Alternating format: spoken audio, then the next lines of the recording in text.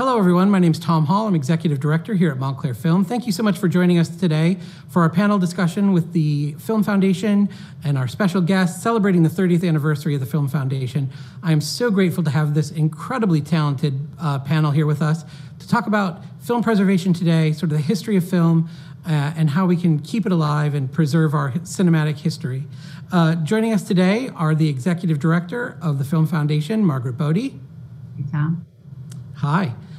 Mike Pogorzelski, the Director of the Academy Film Archive. Hi, thanks for having me. Thanks for being here. Tessa Idlewine from the Academy Film Archive. Hello. John Klacsmann from the Anthology Film Archive. Hi, thanks for having me. And Katie Trainor from the Museum of Modern Art's Film Archive. Hi, everybody. Thank you all so much for joining us. So to start things off, we were really excited to get a clip from the Film Foundation showing us a little bit about their mission and their history. Let's take a look at that first, and then we'll come back and talk to you. Here's a clip from the Film Foundation. A film isn't made of stone. It wasn't so long ago that nitrate films were melted down just to get the silver content back. Prints were recycled to make guitar picks and plastic heels for shoes. So when I hear the question, why preserve?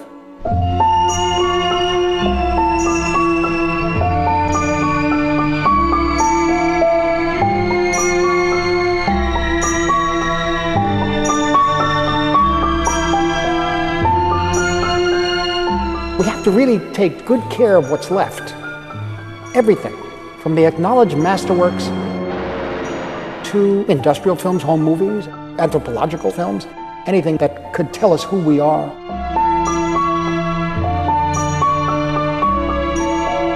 We need to take pride in our cinema.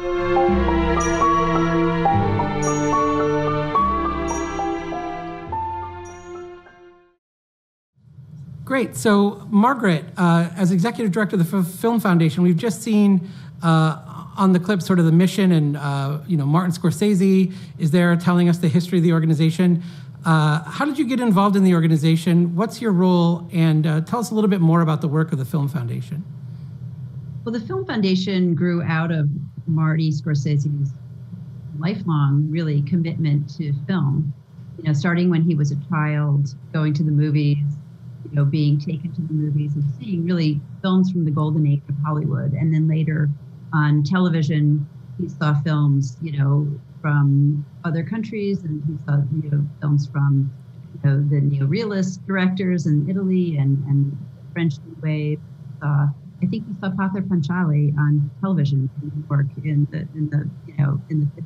So he really kind of has been kind of a lifelong student, and then that led to his advocacy for film preservation based on when he was living in LA and seeing films at institutions like the Academy and like the LA County Museum and the studios, and he was looking at studio retrospectives a lot because it was the 1970s, so there was this kind of recognition of film as an art form, and the history of film was being codified and being talked about a lot in critical circles.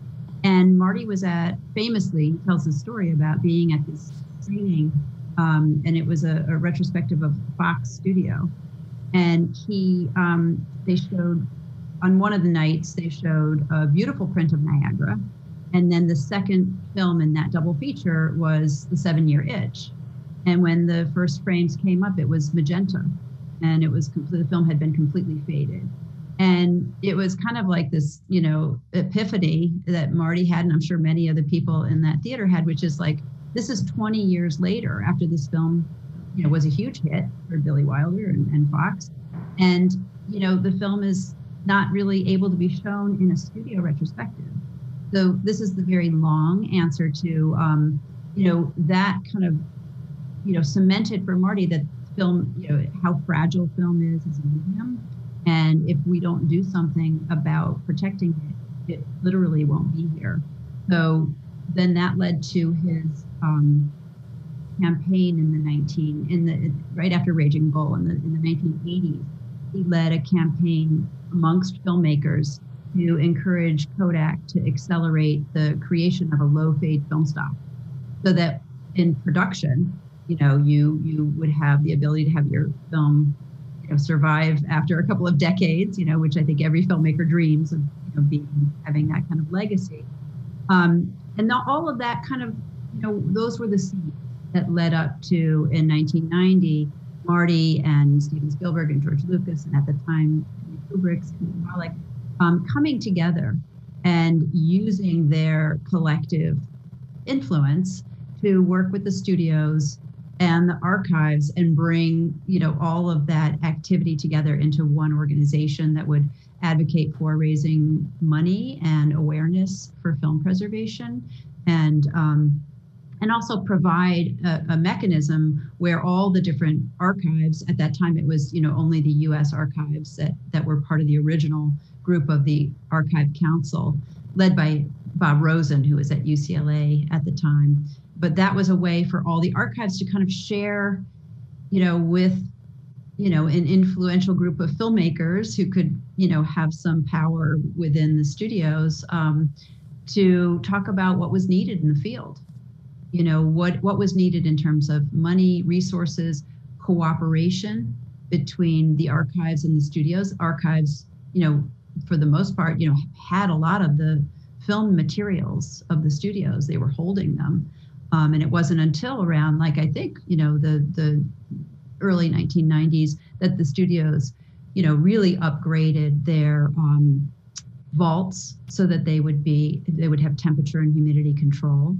And they would have the really opportunity to do film preservation program on a title by title basis, which is what the Film Foundation advocated for. That's probably a very long way of describing the origins of the Film Foundation, and my involvement with it really was from 1991. Shockingly, I started working for Marty in 1991, and at that point, the Film Foundation was just this kind of, vision of, it wasn't fully formed, and it took really the first decade of trying to create partnerships and work with donors and other foundation partners to, like I said, really just kind of put money and partnerships and programs together so that the work could actually be done, because there was such a backlog of material that needed to be preserved. And you mentioned working with the studios and their vaults and sort of being surprised by that, but there's an entire global angle to what you guys do at the Film Foundation as well, with the World Cinema Project, the African Film Heritage Project. Can you talk a little bit about sort of expanding the scope outside of the United States and working with international cinema? You mentioned Pather Panchali being a huge inspiration, and we've seen through some of Marty's Story of Movies projects, sort of the impact that global cinema has had on him as a cinephile. How is that work going, and how did that impact sort of the mission of the Film Foundation?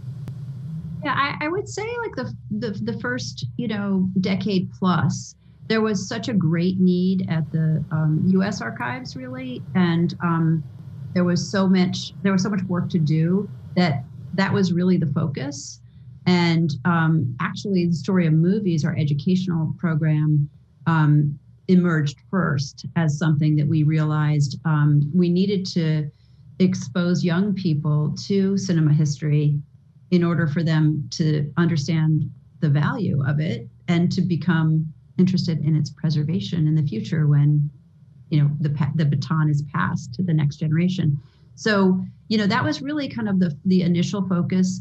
And what happened was, with primarily with Scorsese going around the world to festivals and just knowing filmmakers from around the world, he realized that, of course, the Film Foundation, the kind of the program and the preservation activities that we were doing at the Film Foundation needed to address the even more, I would say, dire situation in countries and regions where there was no archival infrastructure, there were no labs. So he wanted to use what we had learned at the Film Foundation and address films that were at risk from, I think some of the original early restorations were from the Philippines and Morocco and Egypt and Brazil. And so we've really focused on the world cinema and global cinema, so that it's all of a piece, and it starts to fill out the contours of the canon. You start seeing cinema as really this kind of global art form and not just, indicative of each separate country or culture. So that's been incredibly rewarding. And I think to date, we have 42 restorations that have been done as part of the World Cinema Project from 25 countries. I think that's the current count. The World Cinema Project came together in 2007. And then 10 years later, in 2017, we launched the African Film Heritage Project that was in partnership with FAPACI, which is the Pan-African Federation of Filmmakers, and UNESCO, and the Cineteca de Bologna, who are a great partner. They're a great archival partner, particularly with the World Cinema and the African Film Heritage Project.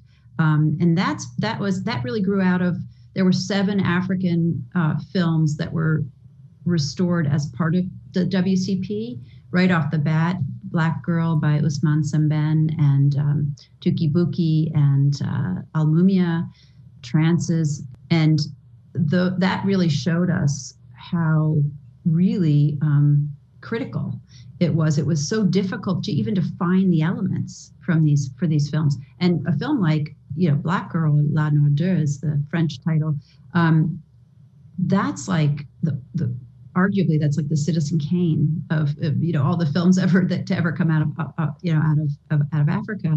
And if we had trouble tracking down the negative for that film, what about films that we really in the West have never even heard of, but are landmark and very important films? So we really leave it to FAPACI to identify those films and to prioritize the restoration of those films, because they are, they're African filmmakers and scholars, and they really are aware of what films were important country by country and region by region. So those two programs really, or those 3 programs really kind of, they all follow with the kind of in the same vein as the overall mission of the foundation, which is to preserve and protect cinema. But the mission stays the same, but the programs evolve to meet the needs of the film community. And speaking of the film community, we have 3 partner institutions here with us on this panel. Before I throw to them, can you tell me a little bit about sort of how functionally the Film Foundation works with partners like the Academy Film Archive or Anthology or MoMA to oversee or participate in the preservation of films through those institutions? Well, we really, it's, for us, it's a vital partnership. We're not an archive, and we don't, hands-on restore films and preserve films. We don't have collections. And so we really work, I think, really, really collaboratively with the archives. They are the ones who are saying to us, these are the films that are most in need. And these are the films that we've prioritized from our collections. And we have, it might be that there's a film that is slated for restoration, but elements have to be gathered from other partner archives or FIAF archives around the world. So it has to be this collaboration, and it really is a community. And we work with them, day in, day out, throughout the year. But once a year, the archives will submit their list of priority projects that are proposed for funding. And we try to do as many as we can as we have the funds for. And often, there's always more projects to be funded than we can do in any given year. But those projects, sometimes it takes a couple of cycles to be able to provide funding for them. But that's really the goal. Great. And Mike, tell us a little bit about the work of the Academy Film Archive. I know that when we think of the Academy, obviously, people don't, and you always hear about the Academy Awards making so much money in advertising and revenue for television. But for those who aren't sort of on the inside, they don't know the very important work that the Academy does in preserving film heritage and film history in this country. Can you tell me a little bit about your role at the archive, and also sort of how the Academy engages with the studios and film history to preserve our shared cinematic history? Well, the Academy Film Archive is only a year younger than the Film Foundation. The department was created in 1991, although the Academy had already been collecting film since nearly its inception in 1927.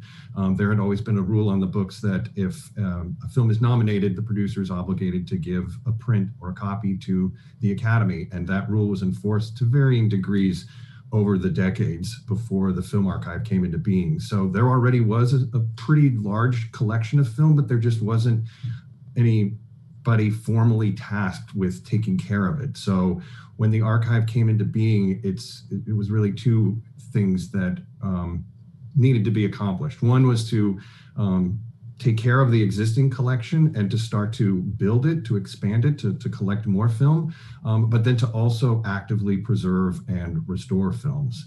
And that was when the partnership with the Film Foundation started. We've been working together almost over the entire length of both institutions' existence. And one of the first projects that I got to work on in the late 90s was on the restoration of the 1941 Best Picture winner, How Green Was My Valley, directed by John Ford. And that project really personifies everything that Margaret was talking about that the Film Foundation does in order to make film restoration happen. They brought together two American film archives, the Academy Film Archive and the UCLA Film and Television Archive, along with the studio which owned and distributed the film, 20th Century Fox. And at that time, American Movie Classics, which was in the 90s, actually airing movies. And they were a very big supporter of film preservation and of connecting their audience of film lovers to film preservation.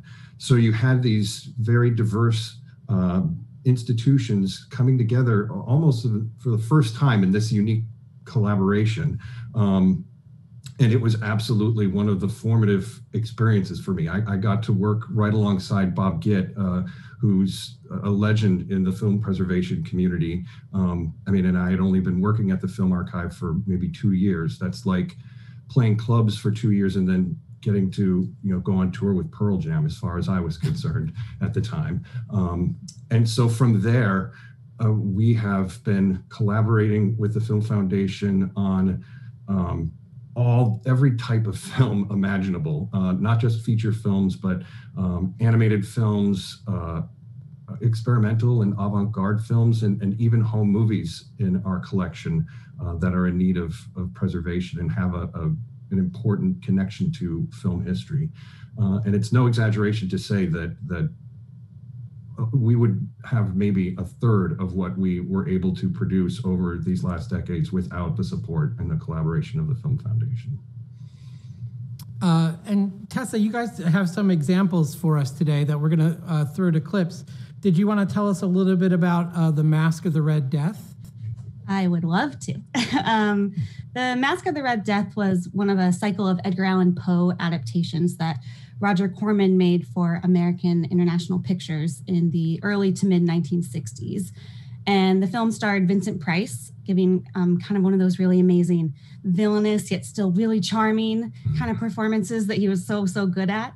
And he plays a prince and a devil worshiper, who, in order to kind of avoid the plague, which is called the Red Death, he shuts himself and his aristocratic friends up inside of his castle.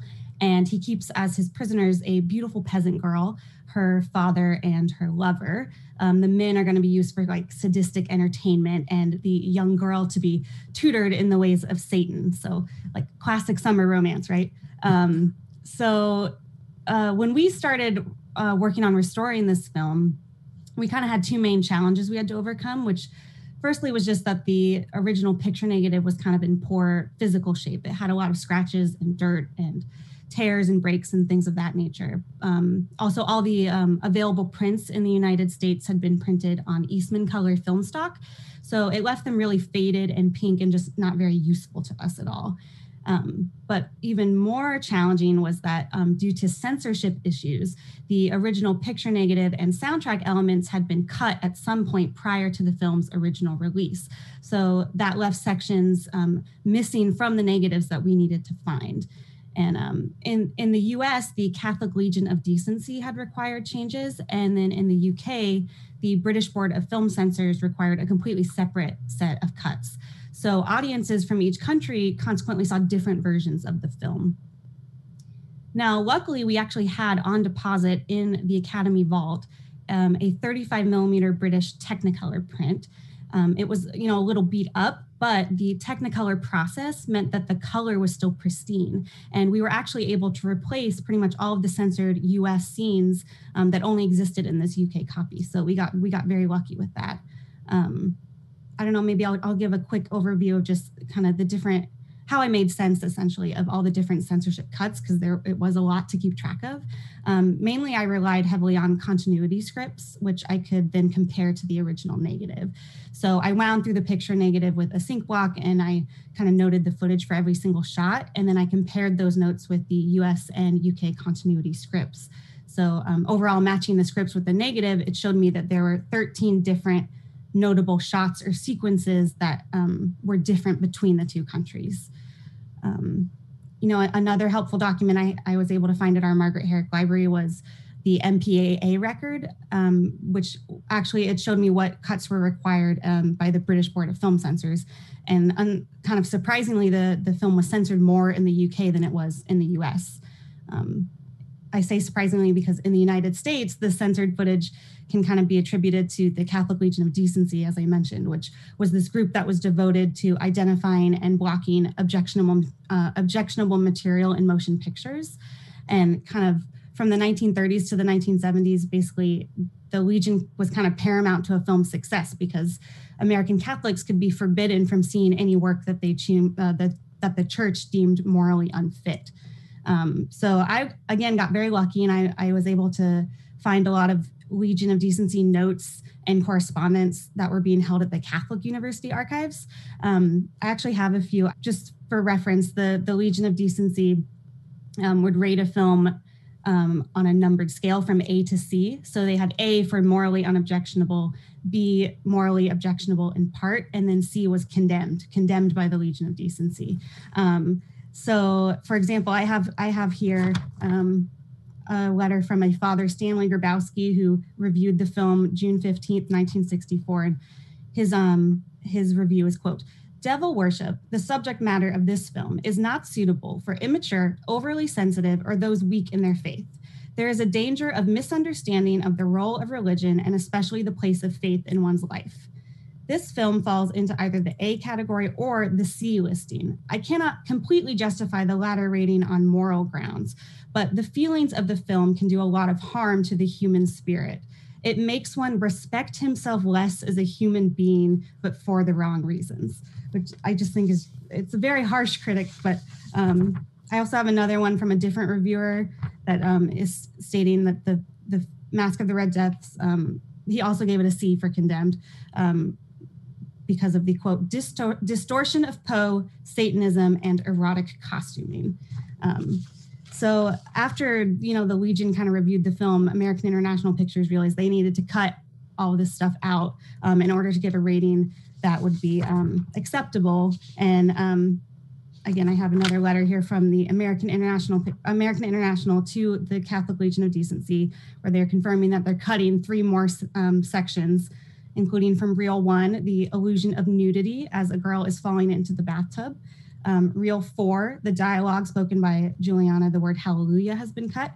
And Reel 5, which is kind of the climactic, dramatic, the climax of the film, the dialogue spoken by the man in red, quote, his own God for himself, has been eliminated in the track negative and corresponding picture. And they were in fact cut from the original negative. But again, because we had that British Technicolor print, we were able to find all of this censored US footage and after doing 4K scans of both the print and the negative, we were able to reconform everything back together.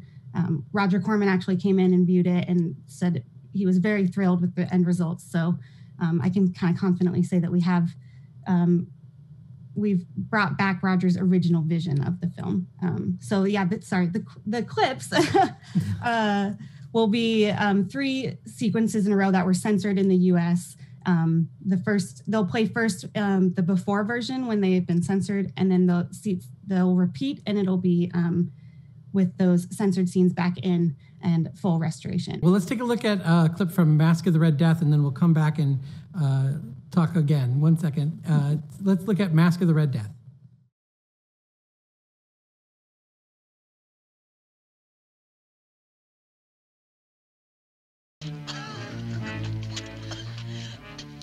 No, I beg of you. Mercy, mercy. Mercy in the name... Girl was addressing me. No, I beg of you. Mercy, mercy. Mercy in the name of God. Girl was addressing me. She knows my father.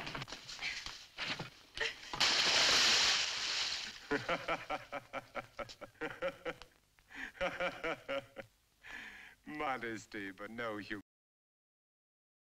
She knows my father.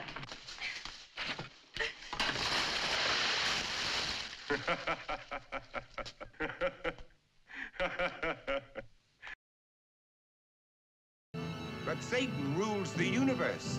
I made a pact with him. He does not rule alone, and your pact with him will not save you. There is no other God. Satan killed him. Each man creates his own heaven, his own hell. Let me see your face.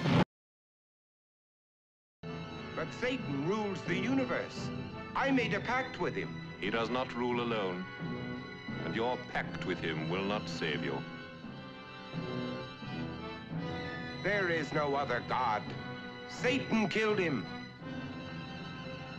Each man creates his own God for himself, his own heaven, his own hell.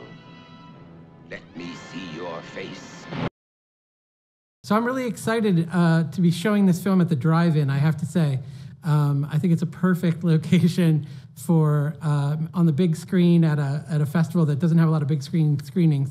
We're really, really grateful to you guys for allowing us to include it in the festival program. If folks want to grab tickets, you can find them at montclairfilm.org for Mask of the Red Death. I will say there are a lot of contemporary parallels with our COVID pandemic that really stood out to me when I was revisiting this movie. Lots to chew on with this film. So thank you for sharing that clip. The restoration is stunning. We're also showing a film, Tessa, that you guys worked on, Robert Kennedy Remembered. We have a clip for that as well. Did you want to introduce that?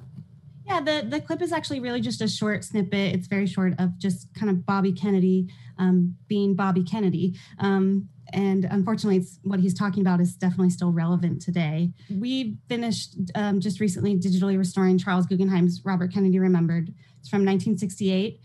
Charles Guggenheim was one of the most honored documentarians in Academy history. He received 12 Academy Award nominations, and he won 4 Oscar wins, including one for Robert Kennedy Remembered. And the archive and the Academy's Margaret Herrick Library has his entire collection, which was really helpful when we went to restore the film because it gave us a really good understanding of the film's production.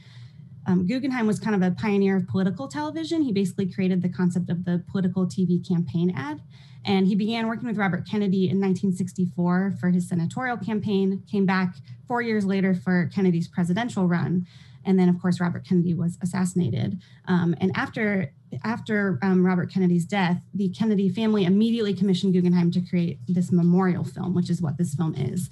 And he and his team were able to produce that in just 4 weeks. They finished it in 4 weeks. And it was just in time to premiere at the 1968 Democratic National Convention. So for a timeline, Kennedy was shot June 5th. The film premiered at the convention August 28th. So just, again, a really crazy turnaround. And they did that basically by working around the clock, and they reviewed over 300,000 feet of film and thousands of photographs.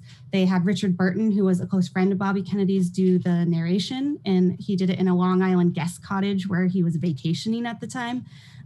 They recorded him on a Sunday, did the mix the very next day, and then, by that Tuesday, Guggenheim was flying to Chicago with the completed answer print. And then the film was shown simultaneously on all 3 major television networks, and it was streamed into the packed convention hall as well. For the restoration, we worked from a 16 millimeter dupe negative and the 1/4-inch magnetic track. And all things said, it was actually a pretty easy restoration because the elements were in good shape. Definitely a lot easier than with Mask of the Red Death. But one thing we really wanted to be careful about was how much cleanup we wanted to do, both for picture and audio, because the film almost exclusively consists of newsreels and home movies and other duplicated material. And as I said, the audio was mixed in this one single, rushed 12-hour session. So it was a very careful balance for us. We didn't want to clean up all of the scratches and the dirt that were kind of inherent in the original film. And we also didn't want to restore the audio kind of to modern day standards. We really wanted to be respectful of how the film was created and in what circumstances it was created and, what audiences saw at the time. So that's why when you see our restoration today, you'll probably see still some of those original artifacts within it. So. Great. Let's take a look at this clip from Robert Kennedy Remembered, which is playing in our virtual cinema during the festival.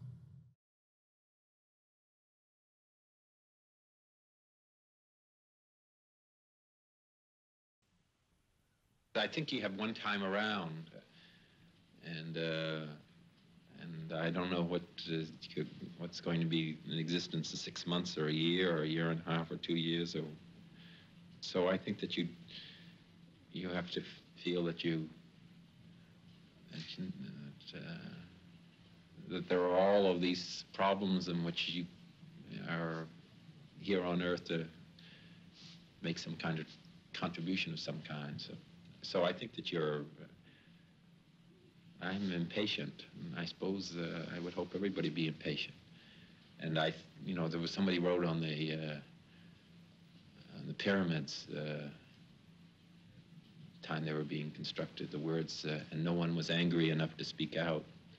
And I think people should be angry enough to speak out. And I think there are injustices, and I think there are unfairnesses in my own country and around the world, and I think that if one feels it involved in it, that one should try to do something about it. John, can you tell us a little bit about the Anthology Film Archive, one of my favorite institutions in New York City? A little about your role there. You're a very different institution from the Academy.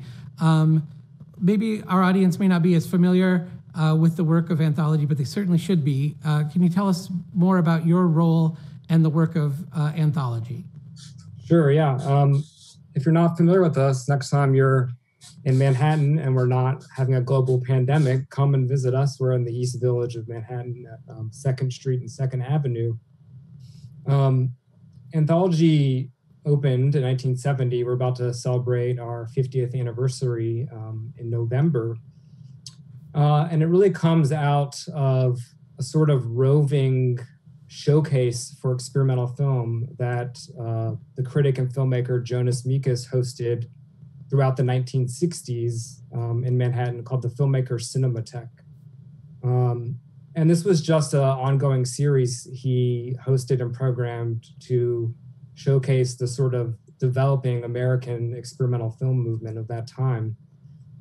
So by 1970, him and a few of his other filmmaker and film historian friends, decided that there needed to be a permanent home for this exhibition venue. So for the first time, there was a permanent venue to showcase this kind of work. Part of that effort was also to start collecting avant-garde film and archiving that stuff, and really, in many ways, trying to build a canon of American experimental film. They pretty swiftly, when they were trying to collect materials and film prints, they pretty quickly realized that there was actually an a need to even preserve that work. It wasn't only about collecting and archiving, but also doing film preservation, because when they contacted filmmakers, they found out that many of these avant-garde filmmakers didn't know where the originals were, or they didn't have any extra prints or didn't know how to make prints. So by 1972, Anthology became really active in the film preservation of avant-garde cinema. So our collection is really focused on and dedicated to avant-garde film, experimental film, underground film, whatever you might call it. Our two cinemas are also largely dedicated to that, but it's a little bit more broad. So we also show many independent films, documentaries, Hollywood classics, etc. So we do a lot of different things. As far as my role, I'm the chief archivist, so I spend a lot of time working with our collection and working on film preservation projects. And I'm so grateful to the Film Foundation. Without their partnership and support, we really wouldn't be able to preserve a lot of the work in our collection. And with their help, we're able to, in particular, preserve a lot of the bigger films in our collection. And by bigger, I mean engage in length. So we're really, really thankful for their collaboration. You sent us a couple of clips as well. What are we going to look at first? Yeah, so first we'll see a clip of the filmmaker Jonas Mekas, one of our founders, as I just said, directing and shooting his first film, Guns of the Trees. This is a film we restored with the Film Foundation just recently. It's a film that I actually did not know that well, even though I knew Jonas well and I knew his films really well. This is not a film I knew particularly well until we went about preserving it. I had worked with him towards the end of his life. He died in 2019, to inventory and do a brand new sort of overview of all his film materials. And I realized that Jonas was actually a really great archivist and film preservationist himself. And he had preserved himself almost all of his work. But this film, I realized quickly, had not been preserved yet. And the reason that is because, I think, is because it was a 35 millimeter feature. And so it was quite different than his work that he became famous for. If you know his work, he is really a 60 millimeter diary filmmaker. So the fact that his first film was this independent narrative experimental feature shot on 35 made it kind of the outlier. And I think for that reason, he did not show it very often. And since it was a 35 feature, it would be quite expensive to restore, and it was. So I think it was one he never got to, really. So with his permission, we did the restoration, and he did not get to see the final product, but I was able to watch a film print with him before we started the restoration, because there's actually two versions of the film. And before we went through this long restoration process, I wanted to make sure that he agreed that we were restoring the right version of the film. So we watched on 35 a very battered, vintage print, and it was just me and him. So it was a quite interesting experience for me to sit in the theater with him, and he was probably 94 at that point, and watch this film he had made when he was in his 30s, his very first film.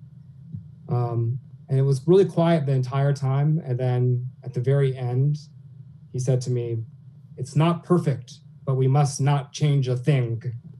And I was really happy, that even though he saw all these problems with his first film, having made films for 60 years at that point, he knew that archivally the right thing was that we couldn't change it. We had to accept it as it was and preserve it.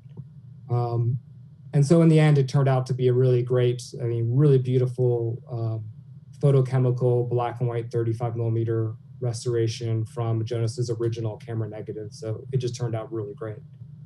Let's take a look. Yeah, let's take a look at a clip.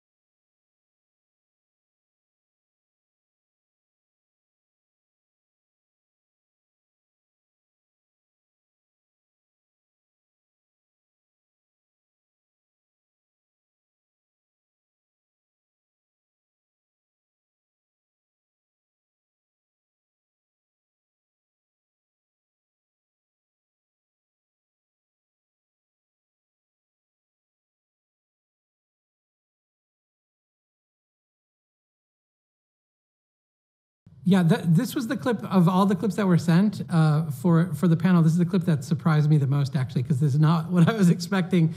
When, as you said, it's a very unexpected first film, and I want to see the whole thing now. So, is there a chance for that to happen, or is there a way to find this movie?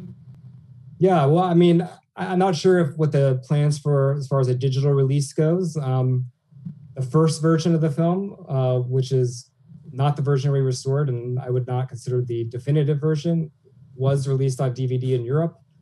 But we did a week-long run of it on 35 earlier this year, actually. So I hope when we reopen, we'll be able to bring it back again. That's wonderful. And you have another clip for us as well. Yeah, the other clip I have is a film by not a very well-known filmmaker. His name was David Brooks, and he was active in the 60s. He was a mentor of Jonas Mekas, or he was a mentee, of Jonas Mekas. And I wanted to pick this clip because to highlight another collaboration that we've had with the Film Foundation over the years, and that's through their Avant-Garde Masters Grant Program. And this is a film we restored via that program. And so it's a really important program for the preservation of avant-garde cinema, and we've benefited a lot from it, but lots of other institutions have too. And I checked earlier today, and over 180 avant-garde films have been preserved through this partnership and that grant program. So we've been able to preserve at Anthology over 30 avant-garde shorts. And this has been a great grant program to help us restore some of the shorter films in our collection.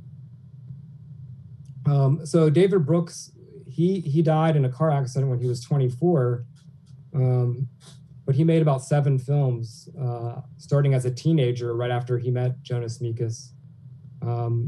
And his films are some of my most favorites at Anthology, but they're just not very well known because he had such a short career. Even though if you look back at the papers from that era, he was showing his films with some of the greatest avant-garde filmmakers of that time. You know, he was showing alongside Stan Brakhage and Bruce Conner and Shirley Clark. So I thought it was really important to get his films preserved so they would have a wider audience. And I think they're special diary films, but they're spiritual and almost transcendental in a way that I think is really kind of unique and special. And I think you'll see that in the clip. Great, let's take a look.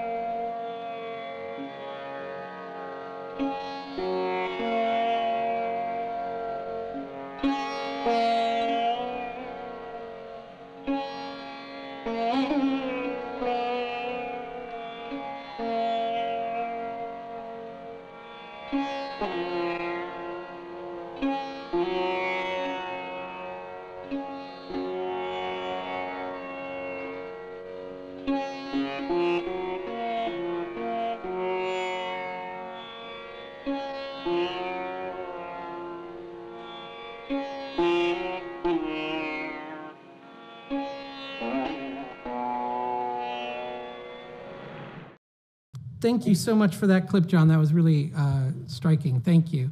I'm now happy to introduce Katie Trainor from the Museum of Modern Art Film Archive.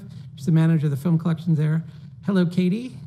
Hi, Tom. Nice to be here. So can you talk, I think people in Montclair in general will know MoMA and the work of the museum in general. They may not be as well versed in the film program, and they may even be less well versed in the archive program at the museum. Can you talk about the history of the MoMA Film Archive and again, your role with the archive? Sure. The film department at MoMA was formed in 1935 by the pioneering vision of a lady named Iris Barry, who came over from London. She was a former film critic in London. And soon after, she became the first manager or the first director of the Film Archive, and the MoMA Film Archive is one of the oldest, but by far not nearly the largest. She soon embarked on this journey in Europe and around and to the West in California, where she visited all these other archives and convinced them to give her films. So that was pretty much the basis. She convinced all these people that film was an art form, and that we needed to have these films and circulate them around the country so other people could see these films as well. So it was really built on a very much an education basis, the mission of that department. And she went, she visited all the studios in California, and got to go to Pick Fair and hang out with Charlie Chaplin and Mary Pickford, and so she really convinced all of them to send prints and copies of the films to the museum so we could duplicate them and send them out to people to view. So that's a very quick history of the department. So after the curators since her are really, people always ask me that question, what's in the archive, what makes up the film archive? And I say it's really the vision of all the curators that have worked there over the years. MoMA has a long history of various curators who spanned many years and had different interests. So it was really their interests and specific areas of, films around from certain countries, and a longtime curator who sadly passed away last year, Eileen Bowser, who worked here for over 40 years, her specific interest was silent comedies. So we have a very rich early silent comedy collection. And so the collection has really been based on the likes and the wants of the curators over the years. And what about preservation at MoMA? How do you guys participate in the preservation of film? Well, we are one of the co-founders of the Federation of Film Archives, FIAF. I think Margaret mentioned that before. And so we've been preserving films since the inception of the department, but my role here, I'm the collections manager, and one of my major roles is overseeing the preservation and restoration and the budget for that. So the way we decide what to preserve is an easy question to answer. A lot of factors go into that. Sometimes it's condition. When we're assessing the collection, a film might need to be restored or preserved because it's decaying or it's decomposing. So it's a timing issue, and or funding comes up, which is why we love our collaborations with the Film Foundation, because we've been able to do quite a few films with them. And it's exhibition based. That's a very strong part of it. The curators, we meet once a month, and the curators bring titles to the table of films in the collection that they'd like to see, now digitized. We've and everybody else here can speak to this, is, first it was preserving films from nitrate film stock to safety film stock, and now we're going to this other level, and then safety film stock from acetate to polyester, and now we're going from that to digital. So in some cases, we've skipped over 40 years of safety preservation and just have gone back to the nitrate film. So it's a very interesting time for preservation in terms of the digitization. And we've been able to do quite a few things differently and better because of digital. And actually, Forbidden Paradise, one of the films that we'll show a clip for, is a perfect example of that. Yeah, tell us a little bit about Forbidden Paradise, and we'll go to that clip next. Okay, great. Yes, it's an Ernst Lubitsch film from 1924, starring Pola Negri and Adolphe Menjou. This is a very complicated film for us to restore, and I'll try to sum it up very quickly. But it's fascinating because we married two prints. One print we got from a Czech film archive in the 50s, and another from the Dutch film archive in the 90s. And one had Czech intertitles, the other had Dutch intertitles. And so when we photochemically preserved this in the 90s, and then it just kind of sat there for a while, and it was viewed, but then we worked on the titles a little bit then, but it wasn't until these past few years that one of our curators, Dave Kerr, who was a big Lubitsch fan, and now that things were going digital, we had the opportunity to do more. And when we looked at these two prints, we realized there's always been an incomplete print out there of this film. When we realized when we married these two prints that the Dutch film had scenes that the Czech print didn't have, so we were able to make up almost 90% of the film from combining these two elements. And then by doing it digitally, you're able to make them look more like each other, even though they're from two different sources. And then we were able to find a continuity script for the titling to then translate, or then to have new English intertitles. And then the tinting, we had a tinting record, so we were able to stay true to the tinting record for that. So it's really a real labor of love for our film conservator Peter Williamson and Dave Kerr also, and Cineric was the laboratory that did it, and they did fantastic work and worked very hard on it. And in regards to the Film Foundation, this was a title. One reason we love the Film Foundation so much is they're very patient and understanding for things like this that could take a long time. So it's not like you have to get this done in this amount of time. So they understand that there's hiccups and there's things that take time to do. So this is proof of that, this title. And this clip you're going to see is special because we fixed a problem that had someone made a mistake years ago and no one ever fixed it, and we were able to do it now digitally. The scene you'll be seeing is when Catherine and Sergei or Alexei secretly meet in a garden, and they're looking down, and you see their reflection. And before, the reflection was always the other way, so we corrected it. We were able to correct it, and so that was very satisfying for Peter and Dave especially. So that's a nice clip to screen. Great. Well, let's take a look at Ernst Lubitsch's Forbidden Paradise.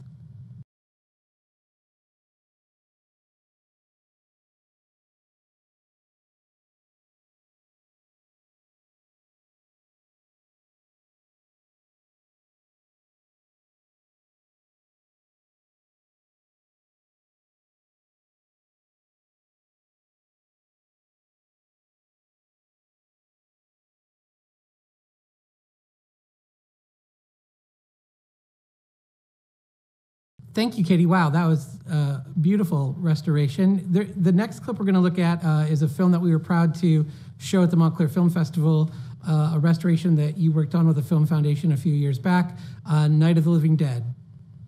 Yes, this is a very special title for MoMA, myself, and the Film Foundation, I think, because it was both of it was the first horror film either of us did, and to work on it together was really special. And to work on it with George Romero and some of the principles of the film was really the best. It will forever remain like the highlight of my time here at MoMA, because we were able to sit with George.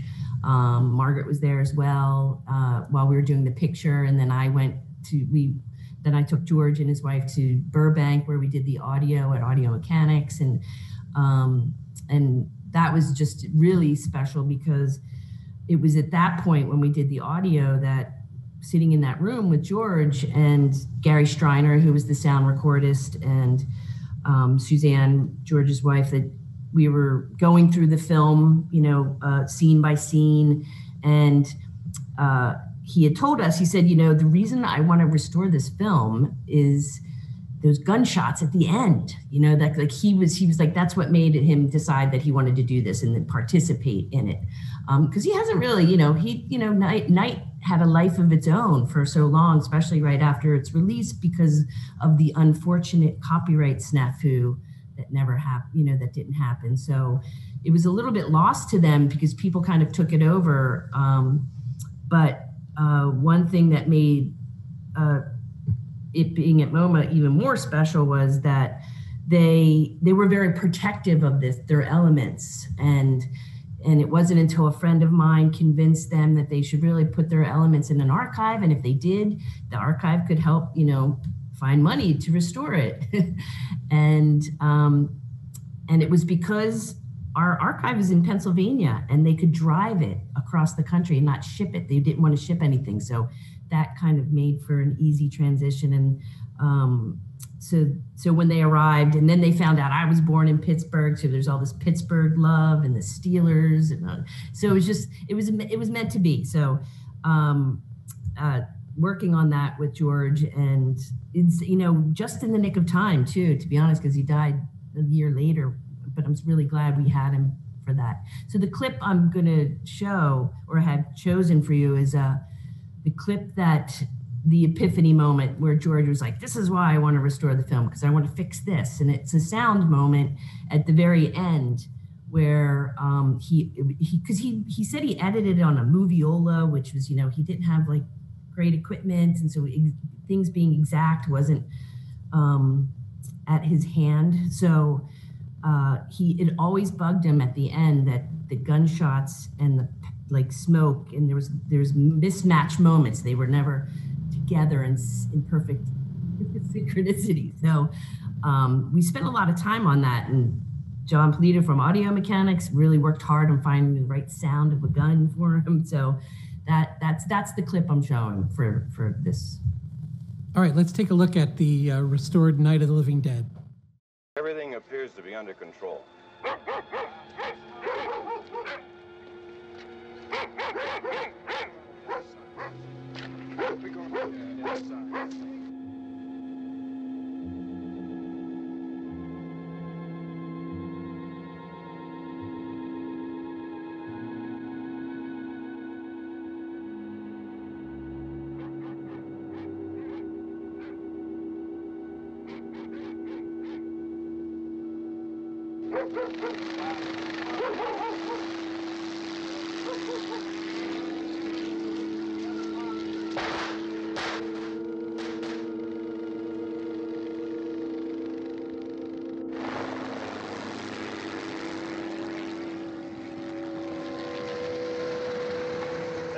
Down there by the barn. Okay. Some of these guys can follow the wagon down. I only need a few men to check out the house. Somebody had a cookout here, Vince. Yeah, sure looks like it, Cal.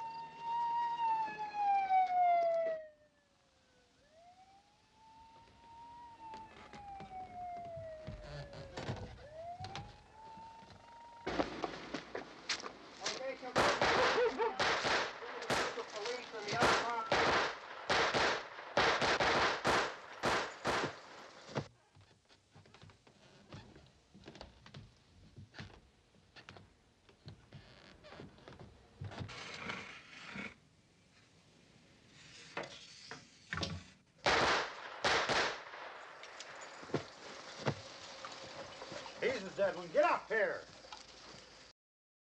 So yeah, it was such a thrill to screen that at the festival. I don't know if you guys know that, but Katie, but Stephen Colbert came to that screening and had never seen the film before and couldn't stop talking about it for a week. It just fell in love with the movie all over again, for the first time, I guess.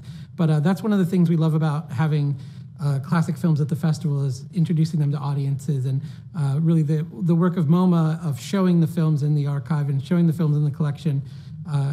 Same with Anthology. It's just an incredible gift to us here on the East Coast.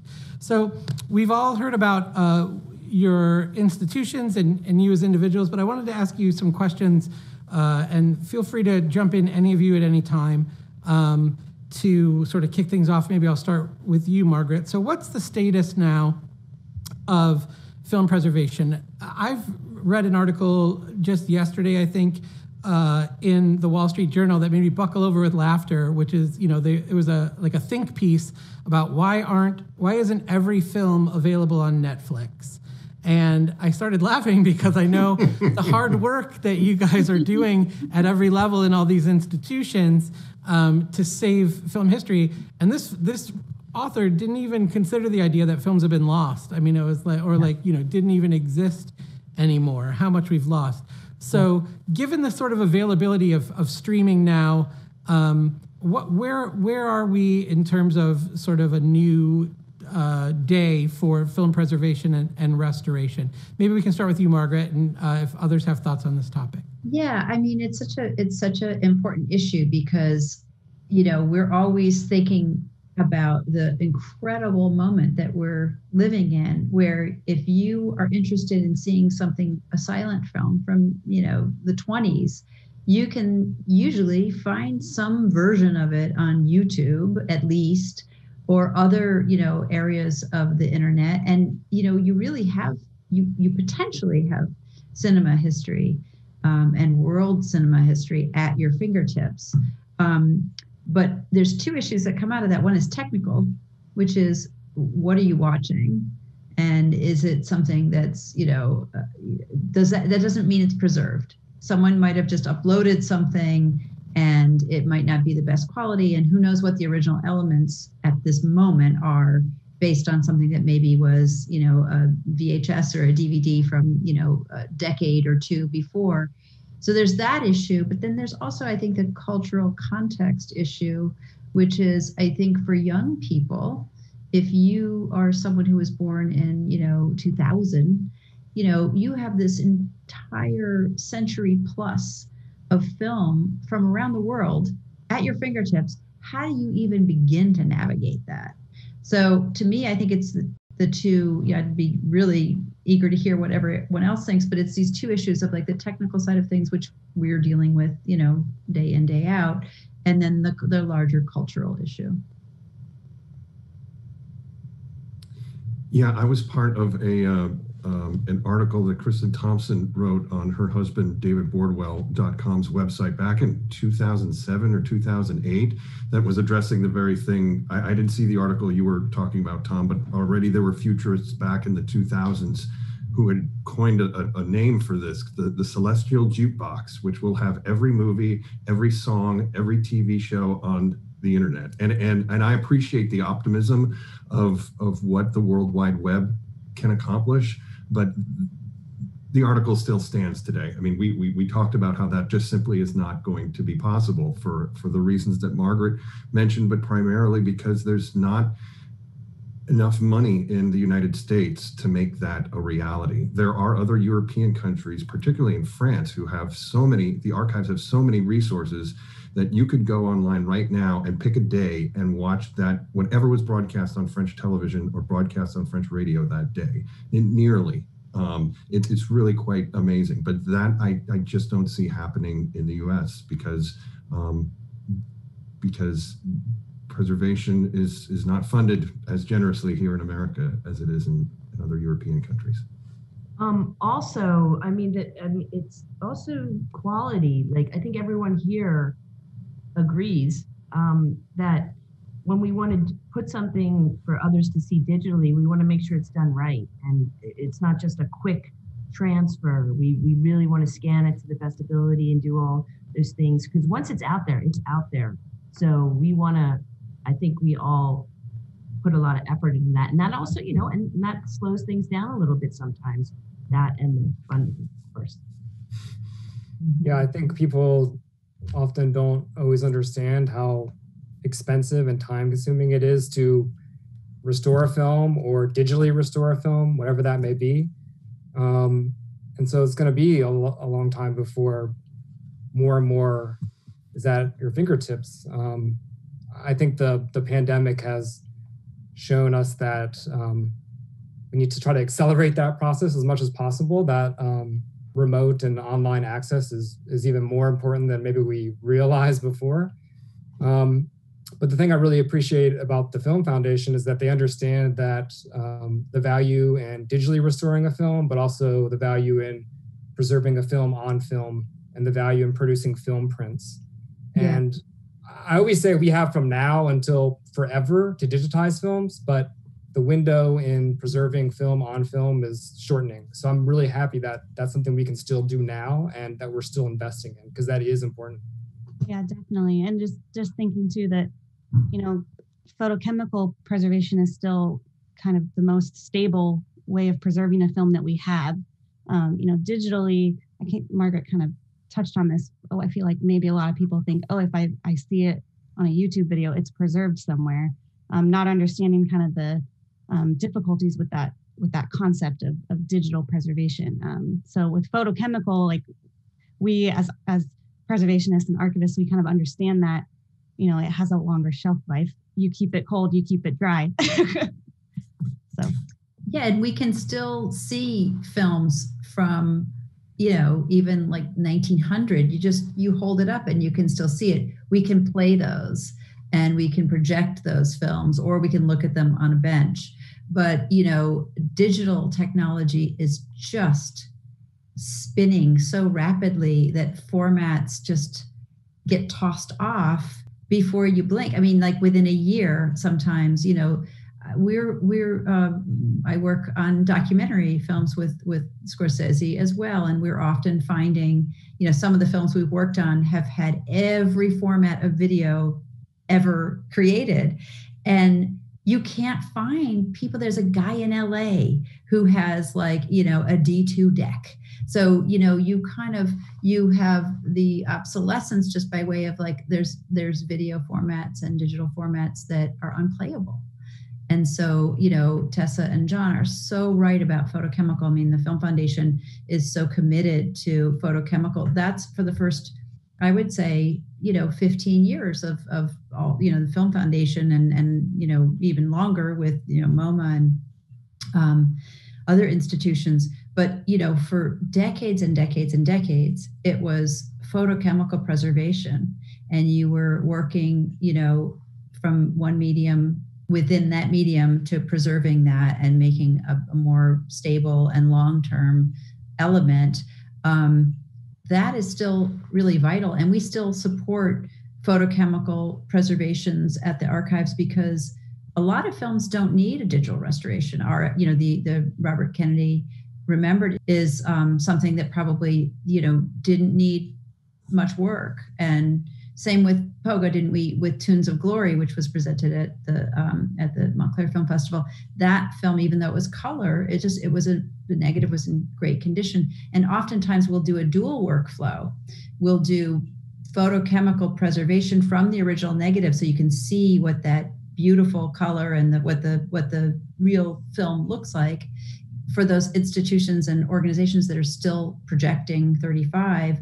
And then on the other hand, you do a digital preservation so that the majority of the people that are ever going to see the film can see this beautiful restoration. So while we still have both, we want to both utilize photochemical as long as we can. And I want to quickly point out one of the reasons why Tunes of Glory is in such good shape is because it was lovingly taken care of and stored for many, many years at the Museum of Modern Art. So we have our colleagues there to thank for taking such good care of tunes. Yes. So how do you guys, I assume there's an overwhelming amount of material crying out for preservation, let alone restoration, because they're two different processes. You've made that clear. One is to make sure something sort of stays in the best shape it can stay in. The other one is to return it to its sort of original glory. How do you guys measure success given that environment? Because I would feel like it's almost like tilting against windmills in a way, to undertake these projects, they take a long time. You guys have all demonstrated incredible passion for research and getting it right and doing the right thing by the films and getting different elements and all that. But to do that for every film that needs it seems like an impossible task. So how do you measure success? I mean, one film at a time. Exactly, one film at a time.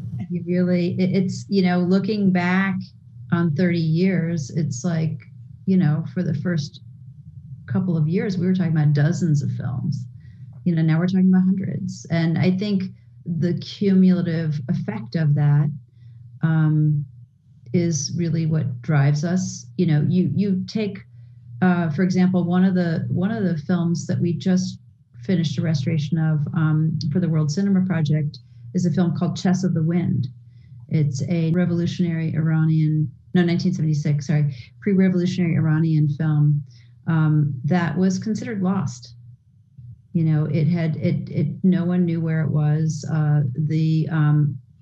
The original camera negative was bought in a flea market or an antique store or something in Tehran, smuggled out of the country, and held in Paris by the filmmaker's daughter, the filmmaker Mohammad Reza Aswani, who's still with us. And he and his daughter were able to participate in the restoration of this film that really no one has seen.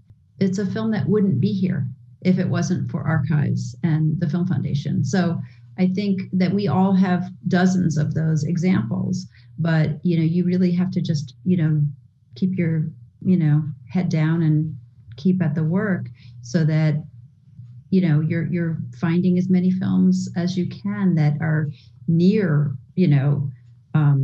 extinction. And then with the collections that the archives have, you are just systematically going through and making sure that as many of those are in an available way to see them as possible, whether it's a film print that can be circulated or whether it's a digital copy that can be accessed. And it is helpful that we all work really closely with one another and collaborate. So none of us embark on a restoration without checking to see if anything exists anywhere else. Everybody does their due diligence. And so that's success, and is when we feel like we've really found everything and we're making it the best we can make it. Well, just, to bring it more into a personalized space too, like John, your story about Jonas was so beautiful. And I feel like that's a measure of success as well, bringing these films, these filmmakers back to their work from, like you said, when, 30 years previous. Same with Roger Corman. He was, I think Mike and I decided he was 92 when we brought him in to show Mask of the Red Death. And I definitely consider that's a successful story, like, even if it hadn't gone further, just being able to have that personal connection and the responsibility that maybe we all have to help these films live on is definitely a successful story, I think. Yeah, and I was just going to back up Katie's point about the vision of Iris Berry, the founder of the Museum of Modern Art's film collection. I think that we can judge her efforts a success now. Enough time has passed that we can see that she got it right. And our measure of success is to have future film scholars, historians, and archivists look back on what we've done during our tenure taking care of these collections and decide that we did the right thing, that we took care of the collections properly, that we collected the things that they need in the future, and that we didn't waste resources or time collecting things that they don't need. And unfortunately, we're not going to be around to hear the judgment, but I think that informs us every day in a really powerful way that we're responsible to them. And so we have to do our best and use our best judgment every single day. Mike, what's the studio's commitment in relationship to the work that you're doing at the Academy Film Archive? I know we've all heard sort of the horror stories of the old days when they would just dump prints and get rid of films and reshoot and trash film stock and all of that stuff. And obviously things have changed, but how committed are studios today, the industry today, to film preservation? Well, I can't speak for the Hollywood studio system just because my archive is in Los Angeles. But I will, I can speak to the evolution of the studio's approach to their libraries, and the Film Foundation had a major impact there as well. Like I said, working on How Green Was My Valley, you had two nonprofit film archives and the studio. It just so happened that this archival movement was, and this film restoration movement was happening at the same time that DVDs started to take off. And the studios realized that the quality of both the picture and the audio of DVDs meant that they were going to have to revisit titles in their library and make new masters that were up to this higher level of quality. Well, that had this wonderful side benefit of to film preservation, because these were a lot of the titles that weren't the Lawrence of Arabia's of the world or the 2001: A Space Odysseys, but they were important films, and they had only existed in kind of crappy VHS home editions or really worn out prints. And now there was a financial interest by the studios to revisit them. And so that's where so much collaboration happened throughout the 90s and through the 2000s. And I feel that the relationships really is kind of like we were all floating along, and then the studios just kind of flew away because they had gotten everything or a lot of things that they needed from the archives, including access to elements in our collection, but also to our expertise, our particular areas of expertise, and learning how the archives restored titles means that now the studio libraries are overseen by incredibly well-educated and people with a lot of experience, with some of the same experiences that we learned all of this stuff from, that we learned together. And that's why the Film Foundation's shift, if I'm not speaking for Margaret, but as well as the Academy Film Archive shift, has kind of moved away from partnering with studios on studio titles, because we know they're taken care of in the 2020s, so far as we are into them, and in the 2010s. There would be no need for us to do a restoration of How Green Was My Valley with Fox in 2020. So instead, we focus our time on the movies that really need our attention. Independent and orphan films that don't have a corporate owner or a government owner. They're the ones most that need, and that's where we're focusing our efforts now, as well as the Film Foundations, I think. Right, Margaret? Oh, definitely. I mean, we rarely, if ever, have had any kind of, usually our partnerships with the studios is they are paying for the restoration of their films, and we're partnering with them, providing, like Mike talked about, some level of expertise, and also just the marketing, I guess, value of being able to bring a film back to audiences and to celebrate it. So, we do, gently, and we don't even have to really persuade, but we do expect, that the studios are paying to restore their own films. There are a few rare instances where a studio might have really limited rights to something.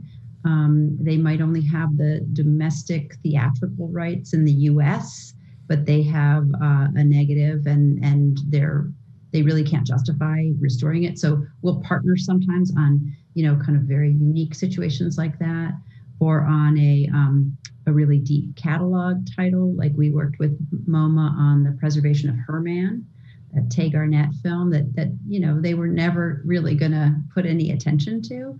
So for the most part, they take care of their own collections, but sometimes you have to dig pretty deep, because really, as much material that's out in the world, the studios have so much more that is just deep in their collections, and we don't have access to, the audience, don't have access to those films. And so even rounding out the history of Hollywood is something that is still needing to be done, let alone the canon of, global cinema. John, the work that you do and Anthology does is sort of the antithetical story to, these sort of well-resourced studios. You have independent artists, avant-garde filmmakers, non-commercial work. How do you guys prioritize what to add to the collection and then what gets restored in archive? Well, it's generally what's most in need. That's it's knowing your collection well. So, I have a good sense of films that might be fading or that are starting to decompose that we need to duplicate sooner rather than later. So we try to prioritize like that, or films where there aren't really any good materials or prints. So like Guns of the Trees, Jonas's film, there weren't really any good prints of that film, and it was unpreserved.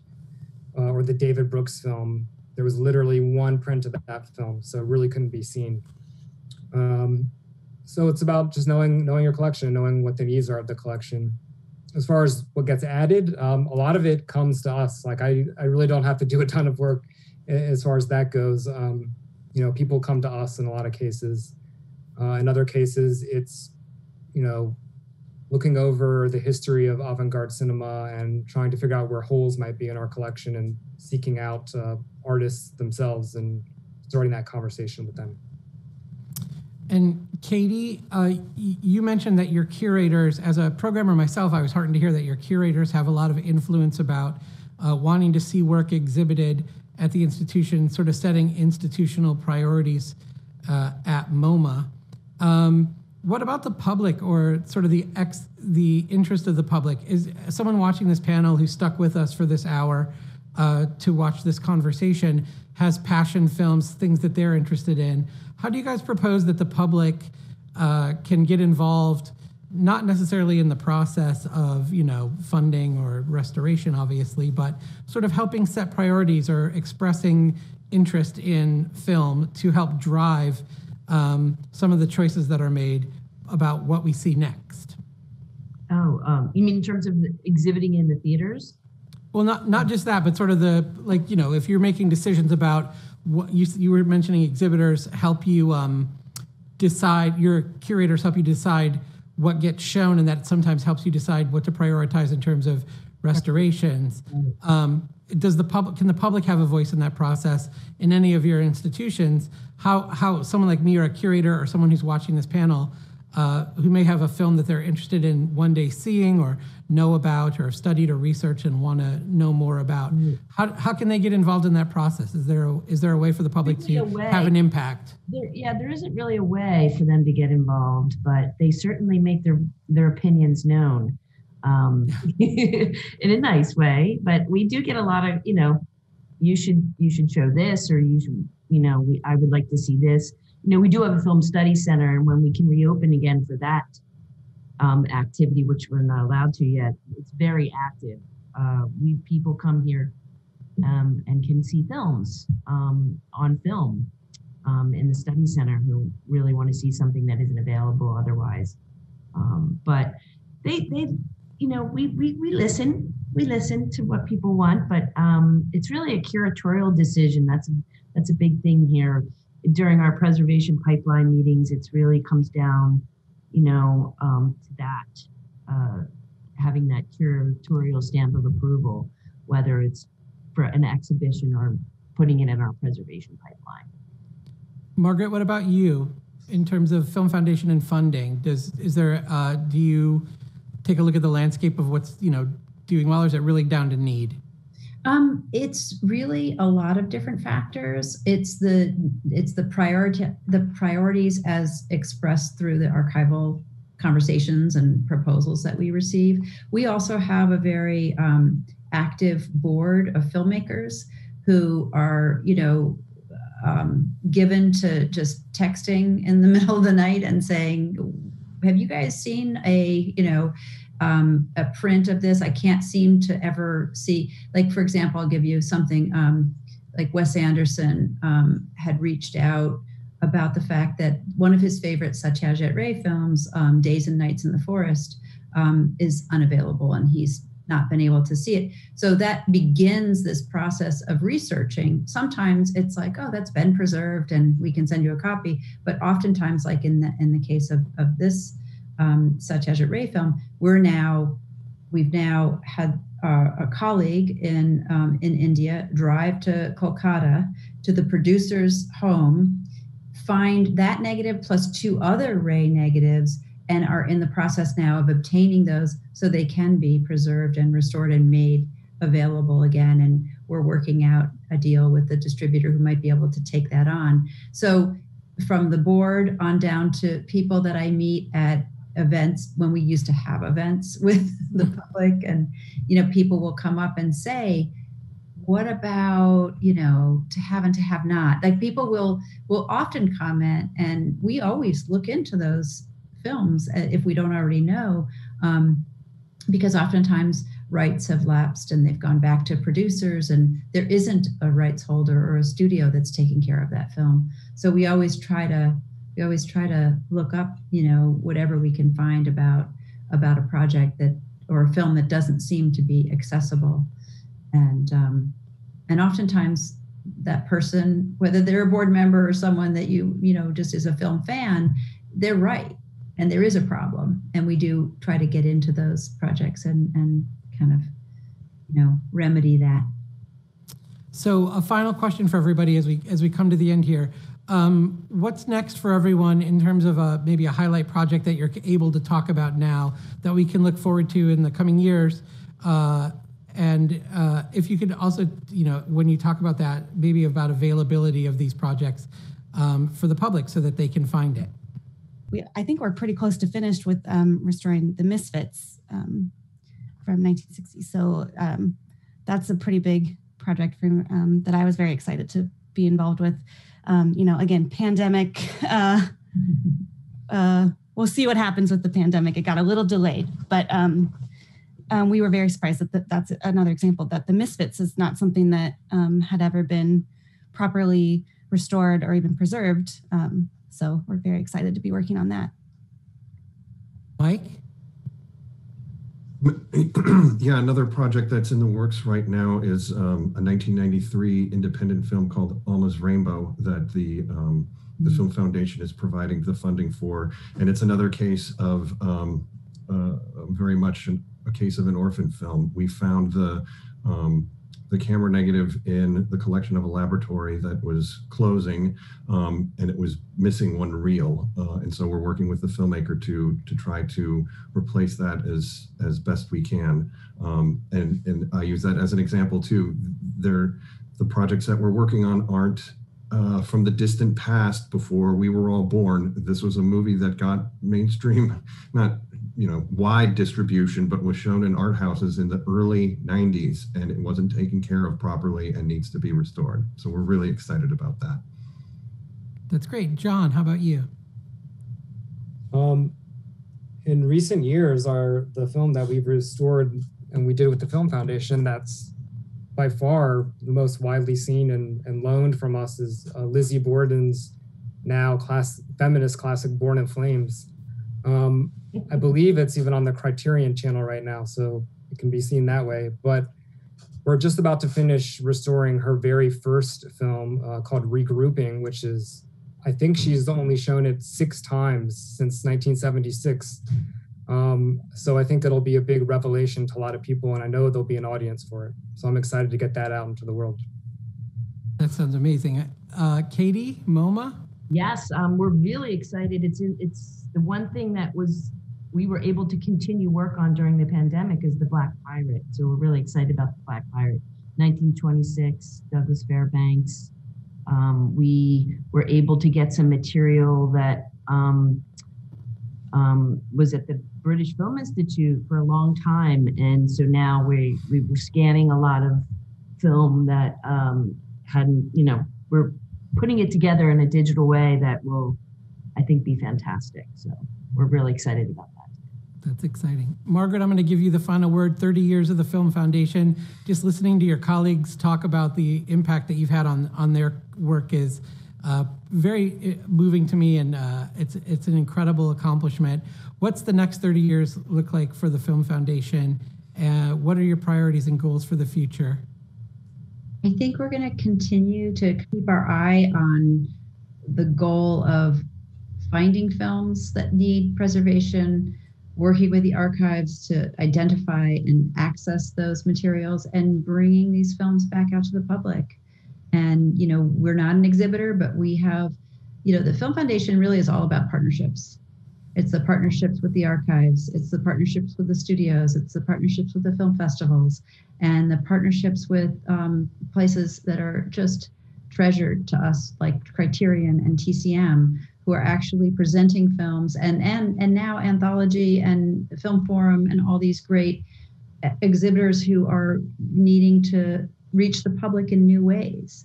So, we're just we feel really lucky to be part of this community and to be able to be in part, helping that process. So that's what we'll continue to do. And we'll also continue to, like everyone, we have always had an eye towards, the diversity of the types of films that we are funding the preservation of, and also the makers.